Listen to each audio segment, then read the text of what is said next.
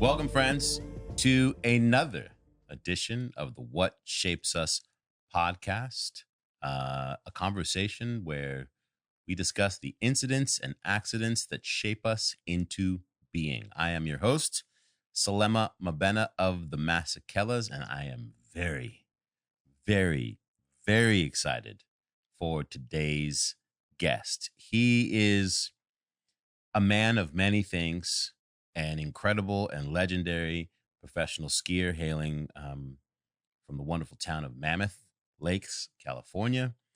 He is an artist, an incredible abstract artist. He is a now film director. He is a husband. He is a father of two magical children.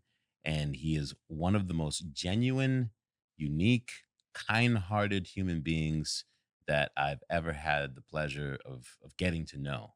And so with that, we welcome Mr. Chris Benchetler. You're making me turn red over here. That was awfully nice, Selema. That's my job, Chris. Thank you very much. My job is to speak the truth into the microphone in a way that affects your being, because it's rare that you get to hear all of those things bunched into one when you're sitting right there. So, we like to give the flowers right at the top of the episode. I appreciate them and would like to give them back to you, because you have been a huge inspiration in action sports for a very long time, and it's a pleasure. And you're a wonderful, wonderful voice of our sport and very in-depth thinker, I would say. And I appreciate all of our conversations. Yeah, likewise, man. Thank you very much. Mm-hmm. I think I learned from hanging out with you that we are very much alike in that the doing of the thing, like, the riding mountains, is only like the end expression of a whole lot of life. Mm-hmm. Like, I think we both of us look at sliding down a mountain as more an expression of the totality of all the things that make you you. So when I first, got to ride with you when we were at Baldface together, maybe 4.5 years ago. That was a good question. Yeah. A little bit a while ago now. We'll call it a soft 5. A soft 5. I was like, oh, this guy enjoys it in the same way that I enjoy it. And it's rare that you meet someone who's a pro at it, mm-hmm. that is just constantly like, can you believe this? Because a lot of time when it becomes your job, it's very easy for you to become sort of jaded, especially when you're riding with regular people, general population folk like me. And that's when we really were cemented. I was like, did we just become, are we? Yes. That I agree with you. That was an incredible trip. And I've tried to keep the gratitude, and I didn't even have to try. I just am grateful. I look out at the mountains, and I've lived a lot of life, like you've said, and I have a lot of appreciation for this life that I'm living. So I like sharing that with people like yourself. And that trip was extremely fun. It was. It was extremely fun. It was at a really impactful time in your life. So like, mm-hmm. I don't think I realized, I couldn't appreciate it in the moment, how much that trip must have meant relative to where you were at in life. Mm-hmm. There was a lot going on. We're talking about the trip I surprised Kimmy on, right? Yes. Yes. Okay. So let's dive straight into that. Yes. My wonderful wife, who you also are very familiar with, went through a long, long journey of cancer, which we can clearly dive into, but she couldn't even make it from the bed to the bathroom, for trying not to be too graphic here, but it was chemo took its toll on her. She was doing her last treatment in chemo. I called Donna Carpenter, who runs and owns Burton, and at that time was the CEO, I believe. And for greater clarity, your wife, Kimmy Fasani, is a legendary, incredible professional snowboarder, one of the greatest to ever do it. Yes. All around her, big mountain, park, you name it, she's done it. And she rides for Burton. Yes. Yeah. She has for many years. And Donna has been a huge advocate and supporter of her. And so Kimmy was leaving for her last chemo treatment. I would stay home with the boys. At that point, Zeppelin wasn't even a year old and Koa was 3. So, which is still one of my favorite stories. My son Koa clearly loved you because exact comment was like, Selema, do you like hugs? I remember that. It melted me. Or it was even a cuddle. Do you want a cuddle? Do you like cuddles? Yeah. And then he just gave me the biggest, best hug ever. And I was like, I think I'm good for I'm a different person now after that. Yeah. That hug, Magic Koa. That was awesome. But long story long, we had a very challenging time being in Mammoth with her treatment. So she would go back and forth to San Diego, do all of her chemo down there. And her chemo was extremely aggressive because of the stage of her breast cancer. So it would just take her down. And I would stay home with the kids. And I told her before her last treatment, I was like, let's try to get you somewhere to celebrate. She's like, I'm not going to be able to sit on an airplane or fly or do all these things, but with enough loose convincing, because I had known, I think it was an Olympic year, Donna was taking all of the entire Burton team to Baldface for the celebrate the Olympics. Post-Olympic celebration. Yes, yeah, that's right. And yourself and all the wonderful humans. Me, yes, an Olympian. Bring a rando. No, there was amazing. Amazing group of people. I was just brought in to be a cheerleader. Me too. I knew Donna was doing that trip. I knew Kimmy needed something. I'll backtrack. Justin Eels and Aaron Blatt called her from the Rutherford parking lot, which is, for those of you that don't know, it's a very common backcountry access point in British Columbia. And they called Kimmy, and I think it was Zoe and a ton of the Burton team as they were filming the film. And Kimmy answered the phone. We were home. It was middle of treatment, and she just started bawling. She couldn't even contain herself because the snowboard industry, she had felt like she had been forgotten. And that moment, she felt like she had been remembered and all of the things. So that hit her like a ton of bricks. I just took notes, I guess. And then as treatments continued, I was like, what could I do for her to bring her spirits up? And then found out Donna was doing the trip. I convinced Kimmy to pack for a tropical vacation because we have a few friends. It's very strange to even say this, but she was unwilling to take a commercial flight, and Donna has an airplane. Right. There's a couple of our friends that have an airplane, and that I was like, well, maybe I can convince her that we'll go somewhere tropical with a friend with a plane, so it's not going to be an issue. And so I kind of alluded to that. And I just said one of our very generous friends was going to take us, kind of convinced her Hawaii, basically. Right.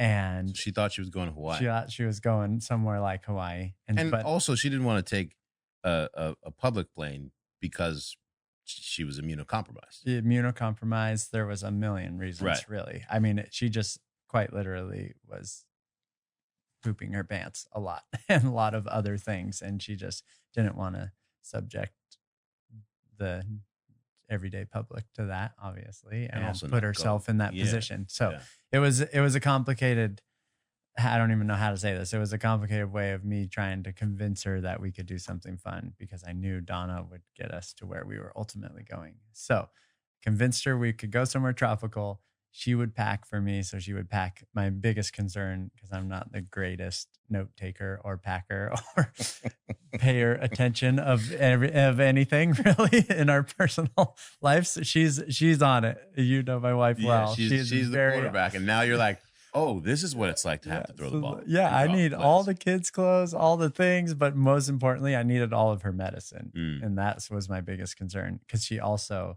took a ton of THC. We're going to Canada. We can't get THC. So I'm calling Jeff to get her medical grade THC and all that stuff from Canada. So fortunately, it's not a problem finding that. Yeah, exactly. And I mean, there's specific cancer drugs that are incredible that ultimately saved her life, I feel like. But anyways, so I'm doing all of this back end homework while she's at treatment, convince her to pack enough. So I'm have a general idea. Then I call Zach and I call Michelle Parker, friends. I'm like, what do you wear for base layers? What do you like? I've never paid attention. I've been with my wife for over 20 years. Have no clue if she wears like what knee braces she wears, or if she wears what underlayers she wears, or how she likes to ride. So it was just this massive mystery that I was trying to solve essentially. And so called everyone, put a thing together, and then talked to Donna, convinced Donna to keep her down there, because at that point George was living in Encinitas. And so she went and told Kimmy she wanted to keep Kimmy there longer to celebrate her end of chemo and do a dinner for her and her girlfriends. Right, because she was doing her treatment in San Diego. So you're in Mammoth doing all this. I'm doing it in Mammoth. And I tell Donna, I'm like, can you convince Kimmy to stay in Encinitas and a couple extra days after her treatment to celebrate, and fly her with you on your way to Baldface, because her and George were coming in to Baldface from Encinitas, pick us up, and we'll continue on our way. But she thinks we're going to Hawaii. She thinks she's getting a ride to the Mammoth Airport from Donna, getting dropped off, and I'm meeting her with all of the things she had already packed for a tropical vacation. Right. And then a friend is taking us somewhere tropical. Right. And so she gets to the airport, and Donna had allowed for my mother to join us so Kimmy and I could ride together. And my mom was going to watch the kids. Jeff allowed for the kids to come to Baldface, which is not normally a thing, because most people up there enjoying their cat skiing don't want little 1-year-olds and 3-year-olds running around. Younglings flying all over the place. Yes. So all of that kind of unfolded, and Kimmy got off the plane. And then I surprised her, got back on the plane, and she was mouth to the floor, or jaw to the floor, I should say. And we got on, and then like as it started setting in, she's like, how am I going to snowboard? I'm in a cat with all of these people, and like the problems I just said about even taking a public transportation, or like a commercial aircraft. There's the word I was looking for. Taking a commercial aircraft, any of this, she was this like immediately started to become concerned, but she just is such a powerful mind. She's like, I don't care. Snowboarding makes me happy. I love it so much. I love all these people. And she just plugged into the energy source, and she never once had to get out of the cat. She rode all day without getting tired. I remember when we were when she got there, and just how overwhelmed she was that we were all there, and we're going up there to celebrate. As much as it was a celebration of the Olympians, it became a celebration of Kimmy and her journey with cancer, which we'll get into deeper. And she was unsure. She was very unsure of how she'd be able to ride. Maybe I'll ride half day here, half day. And I remember like that first day, she just went ham. It was a 4-day trip. And then it was like, like you said, we've got Blatt there and other photographers, and we're getting content. She's like, yeah, well, I'm stacking clips too. She starts just sending, she just starts sending like whoever it was, like Zoe would be hitting something. Zoe Sadowski-Sinnott would be hitting the jump, and there would be Kimmy being like, well, I'm going to hit it just as big. And just stomping and clipping up. And you're like, wait, this woman just rang the bell and she's here. Yeah. And she rode like a monster the entire 4 days of the trip. And all of us, like, no one could say they were tired. Yeah, exactly. Like if you said you were tired, it was like, well, Kimmy just got done doing chemo. Like no one gets to be tired. Yeah. But it was such a beautiful thing to witness, and to see her sit in the joy and in real time finding her power again, because of how much, for both of you, your identities, I mean, the entirety of your relationship is rooted in your equal passion and love for the mountains. Yeah. It was, I was so happy that I made that decision in the end, to just convince her to do a trip, and then ultimately for it to be a snow trip, because all she wanted was just to decompress and be with her family before she started radiation. And so that was just like this little moment in time where it completely revitalized her and gave her life. And it's funny because whatever power of mind, which this is just proof that how powerful our minds are is she would get done snowboarding, and then throughout the entire night, her symptoms and all of the things would return. And she was up all night dealing with throwing up and going to the bathroom, and it didn't change. But for whatever reason, her, like I said, she just plugged herself into that energy source of the mountains and was able to completely push through the entire day, which is amazing to just witness that in real time. So on that trip, she was having The same problems. nights, Yeah. like all the same problems. But then once she stepped in the cat with her snowboard, like Just like, yeah, the cape would come on. exactly. We have a documentary right now about her. She has a documentary. I'm a supporting actor. You are. It's called Butterfly in a Blizzard. In a Blizzard. It's on Apple. I watched it last night. Oh wow. Okay. So here we are. You know way more about my life. Yeah. Thank you for holding space to watch it. There was no way that I was going to sit down with you and not sit with it. It is not a soft story. No, it's not. I cried more than once last night for Kimmy and for you, because it's such a powerful love story. Mm-hmm. And it's beautiful and it's messy, as all love stories are. But it's very rare that you get to watch a love story with literally all of the things in it, and literally watch it. Yeah. Because you have footage. There's a scene of you and Kimmy at a party with your brother as teenagers. Like, you're watching it happen in real time, and how the relationship ascends. But then you guys started filming your relationship together a long time ago without really understanding that we were filming it. So where did that come from? Because it's as intimate a documentary about a relationship as you could see. I'm not embellishing because you're my friend, and Kimmy's my friend. Like, I was really slack-jawed. I remember the first time that Kimmy said, "Hey, we've been filming. We're thinking about doing something with this documentary," a few years ago. Mm-hmm. But I had no idea. Like, I had no idea. So yes. Whilst also taking us through a little bit of how you end up getting married, like, how did this happen? This is a long one, but I guess to answer your first question is, why does this footage exist? Yes. That's the part that I can only explain. This documentary is the same way my art, like, it chose us. This story, it's so clear, was so much bigger than us, and it's hard. I mean, we're pretty private people, and to put our relationship, as I said before, you're not attention seekers. Yes. So, but the intimacy of this thing is, and there's nothing is happening for the camera at all. No, this is as real as. Yeah, it is 1000%, and it's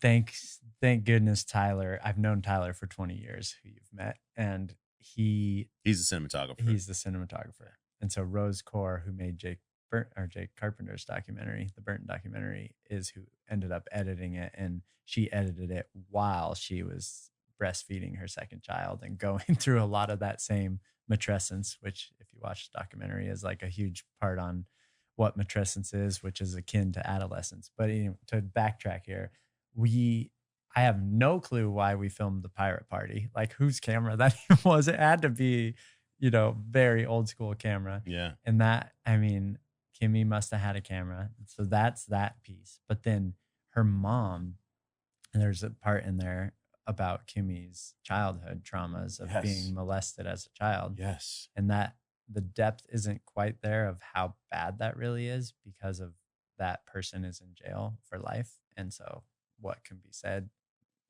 legally, whatever, but it's not a good situation. And she's one of many.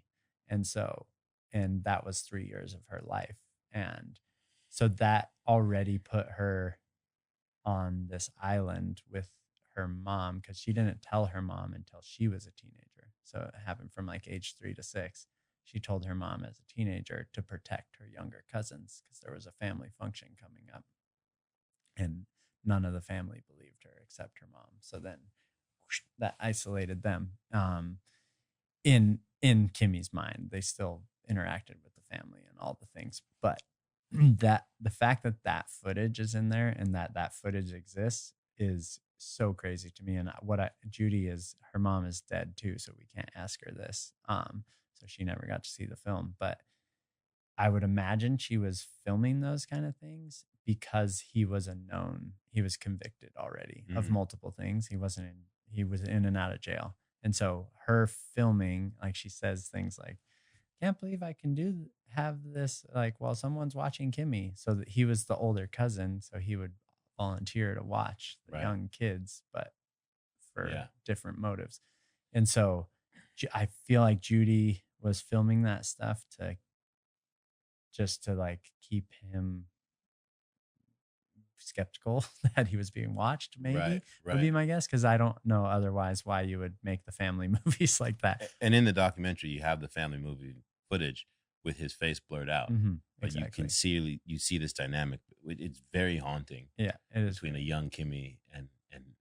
Yeah, and so that footage, I mean, this documentary has so much old footage; it's insane. So we have that stuff, and Judy obviously kind of filmed her ice skating. There's lots of past Kimmy, her learning to snowboard, these little moments that are amazing in the documentary. Yeah. And then now fast forward to our life together.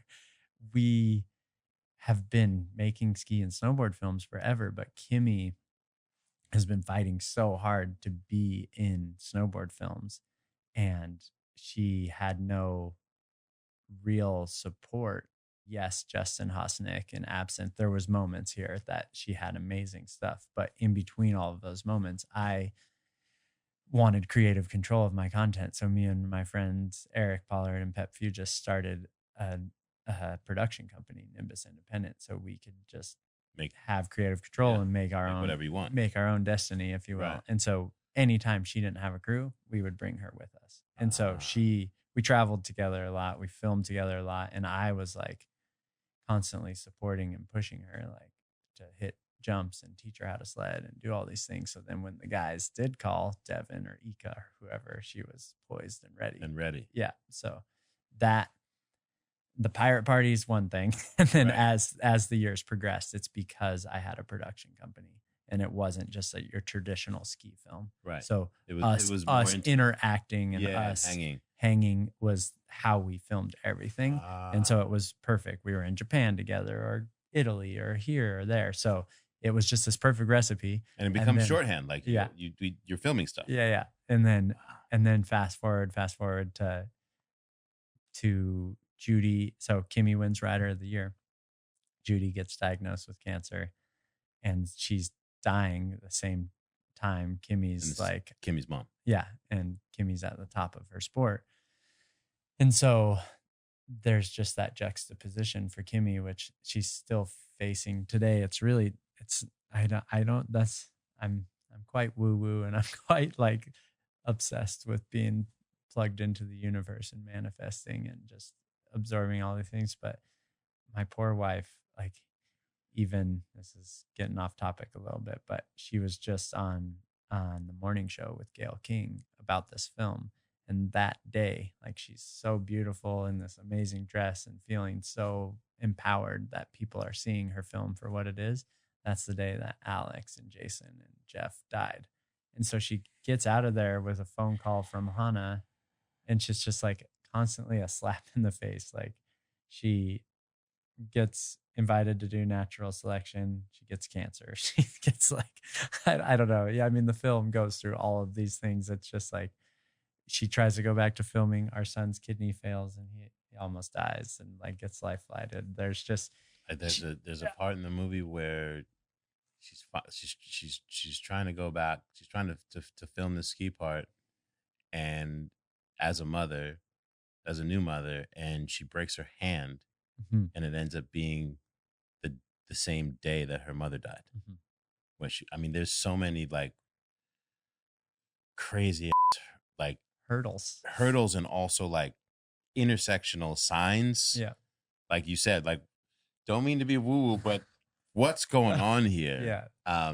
It was really, really, really powerful to watch because you're these two kids who fall in love with each other and love the mountains, and you're both pursuing your careers and no doubt pushing each other. Mm-hmm. One's on skis, one's on snowboards, and you fall in love and you get married young, and also bonded, like you said, by this loss of losing your parents, but bonded by the fact that they both had forced you both to have to grow up quickly. And then you start this family, and that was by accident because maybe y'all were spending too much time together at home during COVID. No, that's what I read into. That was the second child. The second child was a reconnection more than an accident, for sure. Yeah, and the movie goes into it really goes into the challenges of being two dynamic, like, stars. You're both stars in your respective sports, and you have a child, your first child, and then the challenge of like, well, who gets to continue to push forward their dreams. Like, we have this child, but also like, this is who we were when we met each other. And I think by accident, it almost seemed like it became a competition. Whilst also Kimmy is really trying to just wrestle with her new existence as a mother and what that means, and the highs and lows of even her body not even working in the way that it wants to, and not to mention the postpartum mood and brain parts, and you guys are trying to figure this out in real time while raising a parent, but also each one needing to go away and do the thing. And again, you filmed so much that there's no place for it to hide. Yeah. And it's powerful, man. It is. I can't tell you how many times Kimmy screamed to turn the camera off to poor Tyler, but he saw this unfolding because he's been on all those early trips with me too. He's filmed with me a lot, but so he knows Kimmy and I intimately, but he's very reserved and quiet. So he's kind of the perfect person, which once again goes to this documentary kind of chose us. I don't think anyone else in our life could have stood in the room during that tension, during those arguments, he was there for the birth of my children, he's seen it all. That poor guy needs therapy too. I'm sorry, Tyler. But yeah, it started off as like a pretty surface level thing. We obviously had all the past footage that we didn't know we were ever going to use, but Kimmy wanted to make a film about fighting for motherhood. And she called Donna and just said, my contract says pregnancy is an injury clause. That's not right. Like, I think we should be supported through maternity, and we should be able to keep being professional snowboarders. And so we were going to make a Burton fluff piece, if you will, because Donna was in support. And then we started filming that, filmed the pregnancy, filmed the birth, going into back to snowboarding. And then that's when the trauma stirred up of the cousin. And then that's when we were only filming the highlights, like, Kimmy's a snowboarder and a mom. Like, look at this cute baby. Yay. Yeah. And then Tyler just kept turning on the camera more and more because he just started to see, like, with the trauma, he was like, wait a sec, she's not willing to, both Tyler and I and Kimmy, we were like, okay, she's not willing to leave our child with anyone that's not me because of her past traumas. So how do we ski and snowboard together and have a babysitter or a nanny or whatever it is? And that wasn't an option at the start. So then we navigate that little hurdle, and she's going through postpartum depression and a few things that were unfolding. And so Tyler's just filming more and more and more. And then we get to Svalbard. We go on that trip with Burton, which was amazing. Yeah. And it's funny because when you take that trip, I'm watching the movie and I know y'all, but I'm like, they're going to break up. Totally. Like, I'm divorced from knowing y'all. I'm like, this is over. Yeah. and being isolated on a boat in the middle of Iceland, on a snowboard trip along the coast with a newborn baby Yep. and this is not a yacht. This is a little fishing boat.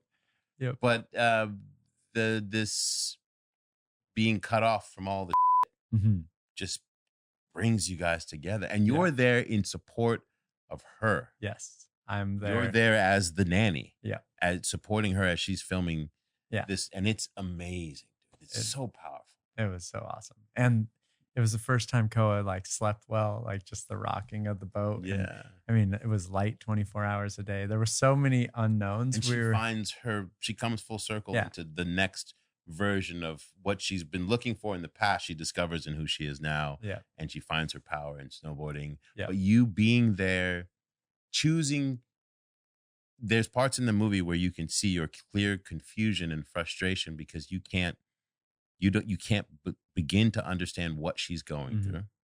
You're also frustrated because you want to do what you want to do. And we watch in real time. Like it's like, oh, this is how relationships end. Like this, you're looking at the big fractures, the beginning crack lines of how something that was so beautiful 5 minutes ago can suddenly, you just, there's this montage of you guys being happy and then against each other, happy and in tension. Yeah. And it's very powerful and very bare. But you deciding what caused you to be like, okay, I'm just going to abandon everything and go be there in support, be on this boat, take care of our child? Well, I think the bigger question or answer is just choosing love and choosing Kimmy, because there's so many times in there and 1,000 other times that either of us choosing to walk away feels like the easy answer. But going back to meeting her as a teenager and just seeing so much deeper into her soul and who she was and her purpose and her just strength and vulnerability, all of it that you see in the film, like you get a very good idea of who I'm married to. Yeah. And she is incredible. Like she's just such a special human. And yes, for a moment, life might be easier if I walked away, but it's not the life I'm looking for. So it's like those choices to completely support her happened way more than that time. And how it's edited has to paint me as the antagonist a little bit because it's a movie of her and her journey. And so another part of those huge tense moments, I mean, I was making Fire on the Mountain, which we'll go into, which was a film with the Grateful Dead, which was the biggest possible project undertaking I could ever even dream of imagining. And so I'm over here making this art project. Your first one, like on that scale. Yeah. I'm burning hundreds of thousands of dollars and like self-funding and selling. I mean, her mom just died. We're freaking selling properties and putting it into my film. So she's supporting me in a huge way too. And I'm putting all the chips on the table. I'm like gambling on myself like I never have before. I'm meeting Bernie. I'm meeting Mark Pincus and all of these people and like building relationships and trying to explain my true intention and my true love for the dead. Because most people go to something like that and want to take from what they've built, but I'm trying to give and trying to become like not a value enhancer, but an asset for them to just show. You want to just make something that celebrated the Grateful Dead. Celebrates them and my love for them. Right. And in a way that's never been done before. Exactly. And that's where Bill Walton comes in because he is the same person just over here in basketball. He's announcing their lyrics. He's doing everything for his pure love for the music. And that's all I was doing in the action sports world. Like it's very much a film of action sports riding the pulse of the universe, if you will. And the lights and doing things at night. I mean,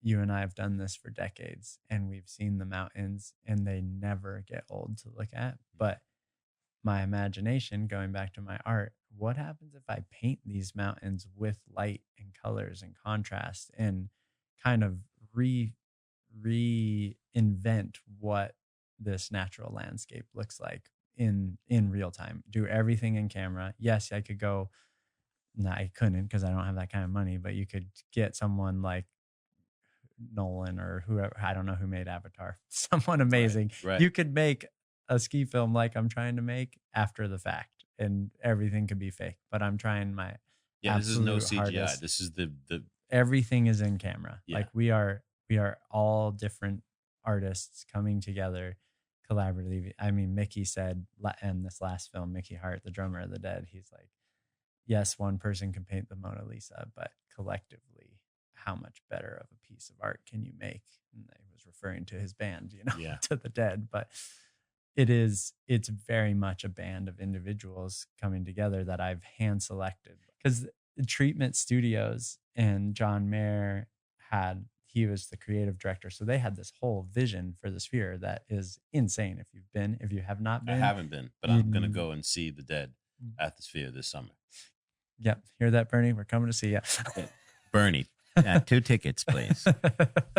Please. But they had this beautiful vision that you'll see that's insane, and it evolves every night. So my contribution to what they were doing was just in regards to Mickey's drums in space, which is an insane part of the show. That venue was built for this experience. Like his understanding of drums and rhythm and vibration. I mean, and you know better than me, rhythm is the main source of music. It is like what starts it all. So it's such an immersive experience to sit in that dome and have him drumming, and I mean O'Teal comes and drums, and Jay Lane, and they're all just creating this insane experience for 15 minutes. And I created like a big stained glass motif that shatters onto the crowd, or it feels like it shatters onto the crowd. And then I painted these drumming skeletons they're drumming on mushrooms, which ties into that energy source of mycelium. And I have a lot of in my artwork. Paul Stamets has been a massive influence on all the studies he's done on mushrooms. And the guy. And so his long depth of knowledge that I've either read or listened to on podcasts and all the things is very intertwined into my work and my own experiences with psilocybin on a large scale. I have like plugged in, but all of that kind of comes through in this experience in the Sphere. But long story long, all of these things, it's like, okay, the Dead are 60, the Sphere is happening, like this film is being created, Bill Walton's going to narrate it again, and then Bill passes.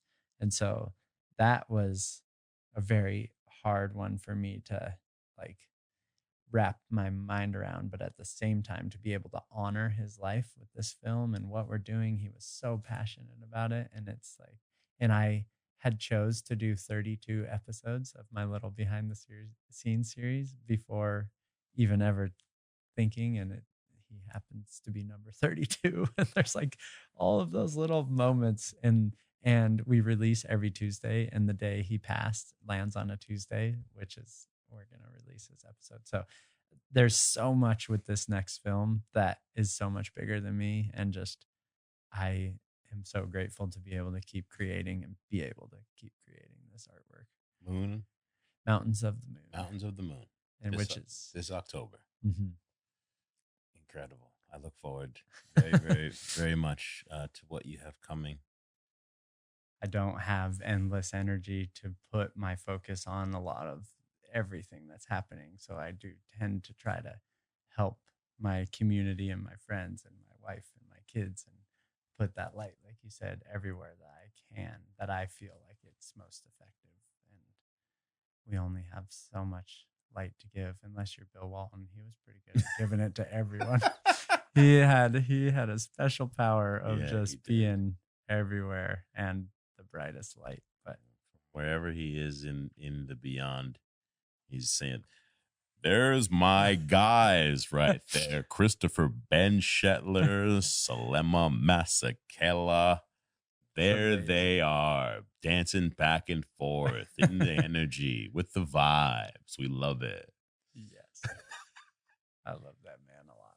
Man, you thank you for coming on here and being so bare. Absolutely. I think especially for the men who are listening, it is for me sitting here, it's a real powerful example for how to be and how to walk with the things that have happened to you and still be brave enough to show up without, a script, but to show up for someone else and to love from a place of not always needing to take the lead, but to be in support, to be in support when your partner is great at their highest, and to be in equal support when your partner is literally like on the doors. And that is just a powerful, shining example of how to be a man, dude. I'm taking it to heart, like just sitting here with you, like it's just, whilst also being an amazing parent, man. It's an example. Thank you. And I know it's not perfect in any way, shape, or form, but you're doing it. Thank you very much. It means a lot. And I admire knowing you and our friendship and your perspectives and what you've given to my existence. Like your voice and what you've represented for the action sports world has helped shape me too. And I just am grateful to be sitting here with you and sharing these stories. And you have a lot to say, and you're putting the focus on me. So one day I want to return the favor and ask you more questions, I guess. It will be my high honor. Yes. And between then, may we find ourselves on a big mountain sometime soon, following each other through the play. I knew we were going to have a good time, but this is a special one. I appreciate you very much. Thank you, Chris Benchetler. How do the people find you? There's people who are discovering you in real time right now. Yeah, like, I guess. I want to know more about this dude. I think the easiest is my Instagram or my website, which are both just my name, Chris Benchetler. And I tend to try to focus on my friends and my family more than the social media. So nonetheless, they might want to buy your art and all your things. I told you, this guy, he makes dope shit, but he's not seeking he's not he needs attention to do what he does, but he's not seeking attention. So if you want to go get some of Chris Benchetler's incredible art, see it, go to chrisbenchetler.com or to his Instagram, where you can get to know aspects of it there. And I guess I'll do the shameless plug of, for this project, we're doing a behind the scenes series called Ship of Fools I started a YouTube channel quite late to the party, actually, for also how many videos I've made, but also right on time. Yes. And so every Tuesday we're dropping a little behind the scenes of making Mountains of the Moon, which is quite entertaining. Awesome. There's a lot of stress in there. And that YouTube is just Chris Benchetler Films, actually. Someone took Chris Benchetler and I couldn't get it back because if you're listening and you would like to give me my name. If you're listening, sir, or person who's squatting, you. Yes. With love. That's with love. But also you. So that's Chris Benchetler Films on YouTube. Yep. See? Doesn't that feel good that you got that out there? There it is. I'm out. Let me help you be a little bit more of an attention whore, because you're actually a person who deserves it. And one more is you go to the Sphere and watch Dead and Go, because it'll change your life, and they're not going to be there much longer. So okay, I'm going. I know that was for you and all the listeners. All right, so get your Dead and Co tickets, where you'll be able to see Chris Benchetler's incredible art as Mickey's drumming to it, and the glass is coming out of the sphere, and you're like, "What's happening to my life?" Yes. And you just know that it's Chris's fault. Yes. Thank you very much. Thank you. This was awesome. Sir.